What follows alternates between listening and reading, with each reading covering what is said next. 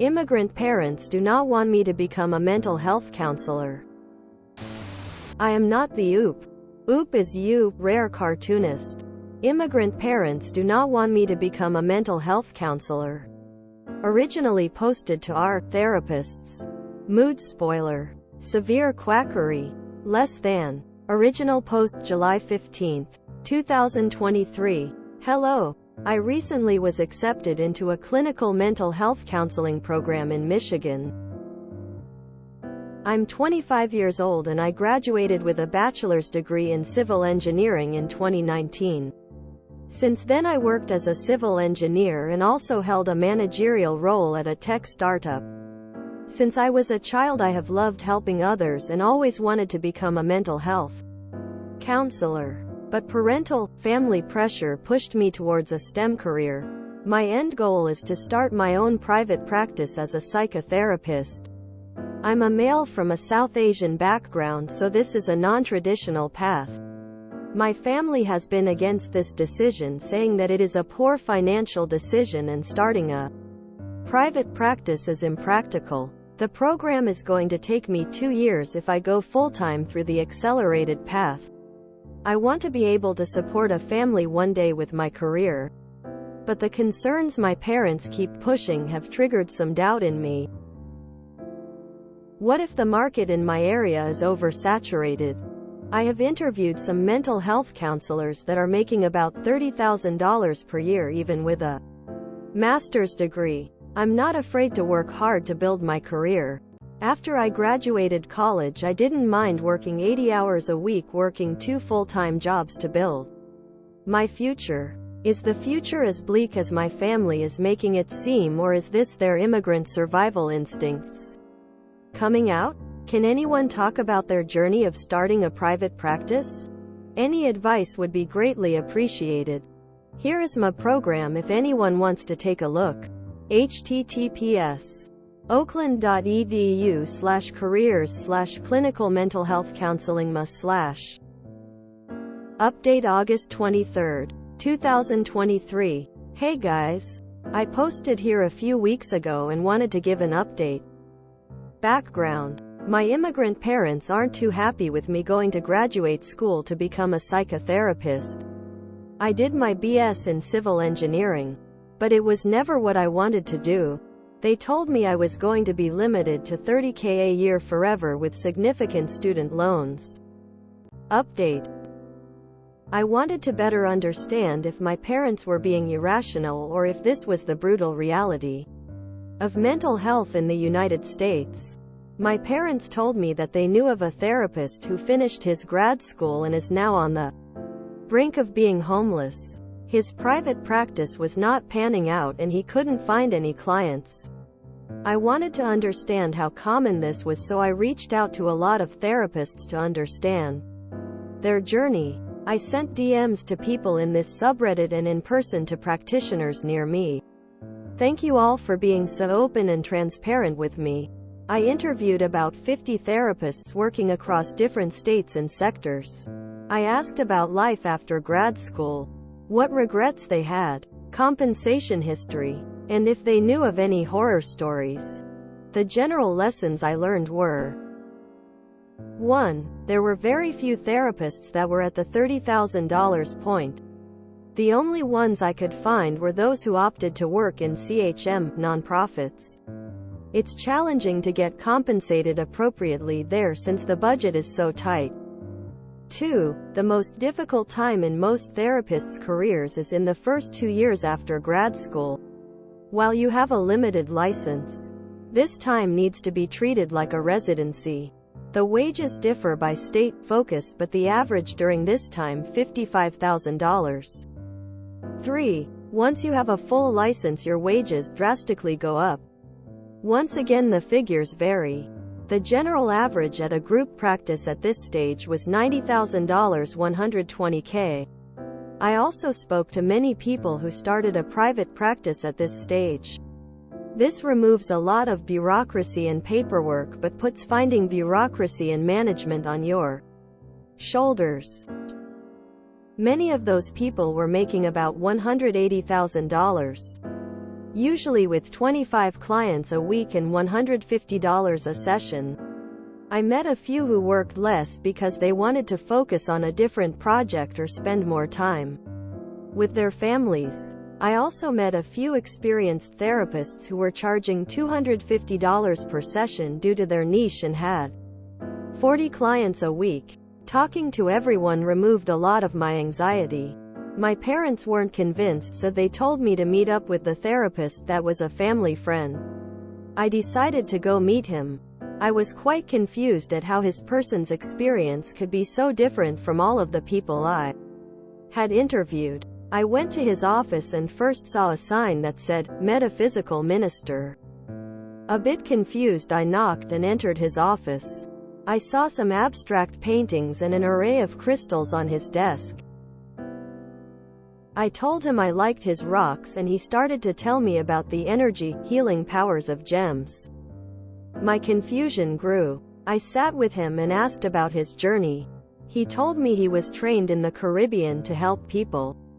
I asked him if he was a therapist, and he told me, no, but that he's an ordained minister so could technically do counseling. The blood left my face. I asked him again to explain what kind of degree he had. He told me again he was a trained metaphysical minister. Note: metaphysics is defined as an idea, doctrine, or posited reality outside of human sense perception. I asked him, are you allowed to be called a therapist? Is there any regulatory board over you? And he told me, no, there isn't. And it dawned on me that he was a wizard. This whole time my parents thought I was training to become a psychic. I thanked him for his time and left. I then sat in my car for 30 minutes in shock. This was the man who was behind all of this. The one who caused all of this confusion. The one who sent me on a goose chase to understand how therapists become homeless. I told my parents what happened and went to go take a nap without listening to their response. I had a killer headache for the rest of the day. They don't seem to be on my case anymore, so maybe they changed their minds or are too embarrassed to talk about it anymore. I spent so much time researching a problem that doesn't exist. Anyway, I'm starting grad school on September 6th. Thank you guys for all of the support and for everyone who was so transparent about their salaries. I'll keep everyone updated. This is a repost sub IAM, not the OOP. What a surprising twist, LMAO. I lost it at, he was a wizard, tears of joy, tears of joy, tears of joy. That was a hell of a twist. There's a therapy practice in my area that specializes in having practitioner from and serving communities that, traditionally, don't really go in for mental health. You might be able to do quite well with patients you have an affinity with. People from your own ethnic background. Haha, this is enough to make my day a little better. Tears of joy. Waving hand in front of the face. This is not the healing crystal practice you are looking for. Lol, I'm both surprised and not at the same time. Psychics are very sought after in Asian cultures and can make lots of money. Especially the talk to the dead and fortune-telling kinds. Lots of rich and poor alike from older generations are quite superstitious and pay ridiculous money for their services. But they also have a reputation of being frauds. Personally, I believe all of them are frauds. And metaphysics is not popular with the younger generation.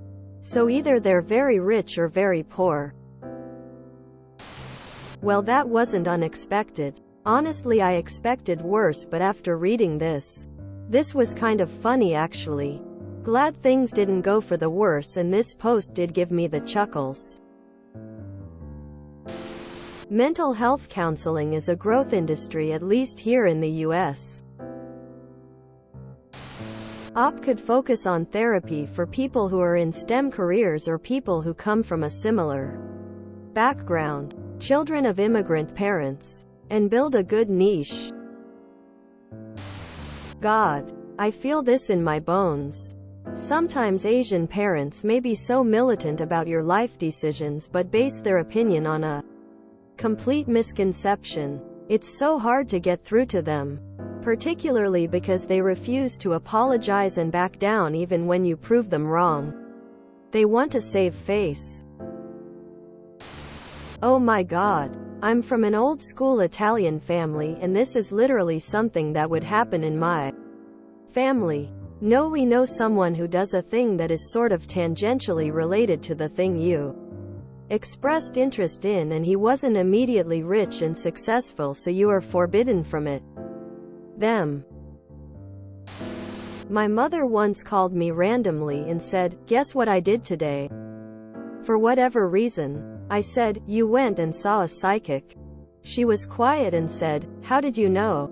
Quote, "Truth is I have no idea why I said that. I just thought it was funny." She has only been to a psychic twice in her life that I know of. All I could think of to say was, "Well, I guess I could have saved you some money." Unfortunately, any latent psychic ability I have seems limited to this one incident. And no amount of hoping otherwise has helped me win Powerball or make money in the stock market. That was a good twist, I like it. Parents fine. Oop. Fine. Worried for clients of Wizard. But a placebo effect. I am so happy for Oop. Go forth and therapute. Smiley face. This one has twists here and there. I still don't understand why parents think they can force their children into their parents' dream fields that the children don't want to work in. Everyone should have a chance to explore on what their passions are all about and what sparkle their interests. His parents thought that there are certified educational programs to become a psychic deadpan face. And it dawned on me that he was a wizard.